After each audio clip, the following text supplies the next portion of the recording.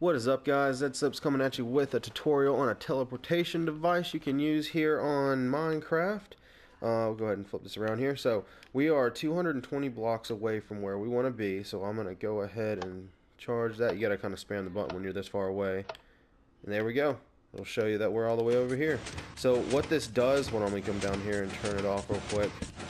What this does is it utilizes ender pearls. It's actually really cool the way they did it. I'm gonna go throw this one over here. So you can see I have another one over here. So you can have multiple ones set up around your base, or like you can have one. This is something that I really like. You can have one set up down in your mine, and you can have another one set up top on your base. So yeah, you'll need ender pearls, which if you've got an enderman farm, it shouldn't be a problem. But you could, teleport down to the bottom where your mine is, teleport back up to where your base is, which will make it really fast, which I think is really cool.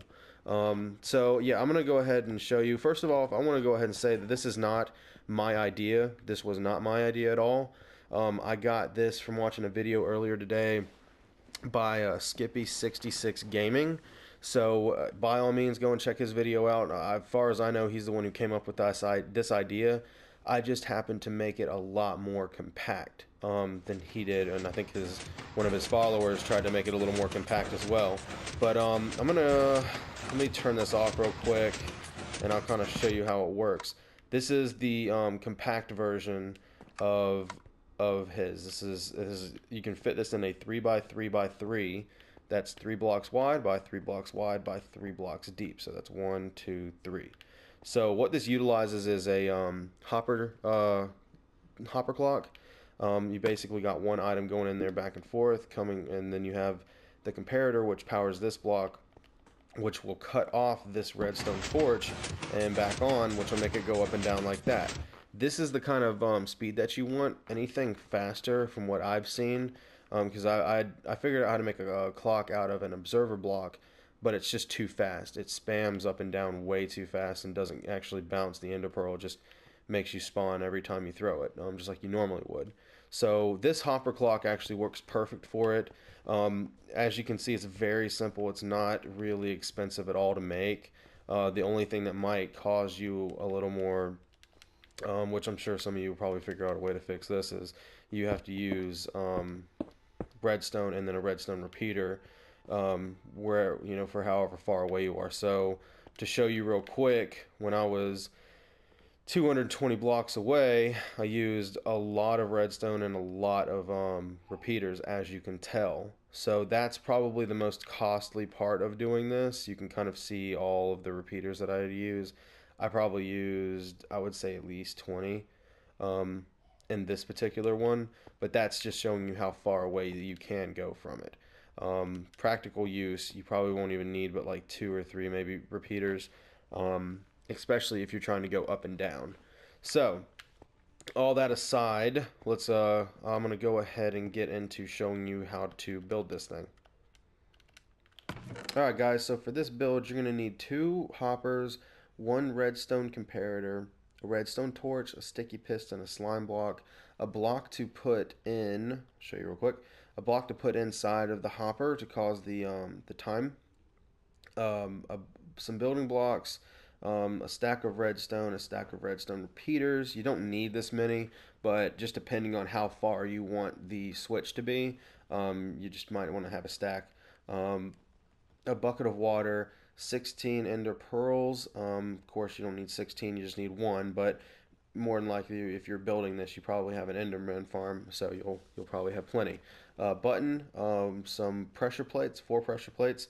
It doesn't have to be the gold ones, just any pressure plate. You could probably use signs too if you don't have pressure plates.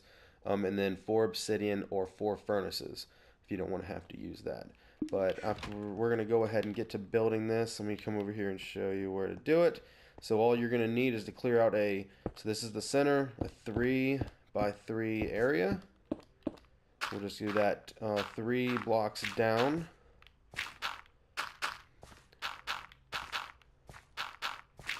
Just like that. You're going to want to get your sticky piston. Go ahead and grab your comparator, your hoppers, this torch, and then you're going to want your blocks and then your slime block. So what you're going to do is come into the center, jump up, place the sticky piston down, put the slime block on top of that, come over here. You want to lay your hopper down, come over on the other side. Make sure the hoppers are facing each other, like that. Go ahead and put in your building block that you want. So we'll just, ooh, no, probably put too many. Yeah, that should be fine. Okay, yeah, so you want to put your whatever block you're going to put inside the hoppers. Then you want the comparator facing out. You can see we already have a redstone coming out, a charge coming out of it. You're going to put a block right here, and then you're going to want to put, actually let's do this real quick. I'll show you real quick. Put the redstone torch on the side, and that's going to power the piston to go up and down. So right now we're going to go ahead and turn that off. So you're done down here. All you're going to want to do is come up here. You'll want to grab your obsidian or furnaces. You'll put them around the four sides like this. Then you can fill this in with any block. I'm just going to put a light block because that's what I would do in my base. Put a light block around the side right here. Then you're going to want to get your pressure plates. Place them around that like so. Just like that. Then from there, you're going to want your building blocks again. You'll come up, see, 1, so that's 2, 3, 4, and 5. And then you're going to want to box this out. So you can put some water up here. And you'll just knock that out like that. And you'll want your water. Drop that in there like so. Let's see. Actually, we need to go back down here. So you'll need to put a block on top of the hopper. This is where your charge will come out. So we know that that's right there. Before we cut it back on, we'll go ahead and do this. So this is where the input needs to be for your new line. Your power line. So when you press the button, this is the block that you need to power to turn off the clock. So you'll want a redstone repeater going into this block like this, and then just however far away you want to make the switch. Say we want it about this far away, we'll just put another redstone repeater right here, and then we'll do some redstone in between these. So put one like that. And you'll just want to put a block on top of that. And then a button.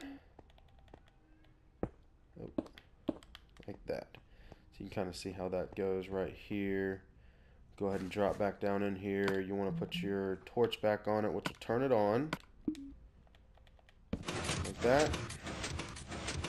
And then we'll just close that in. And you want to get your ender pearl right here.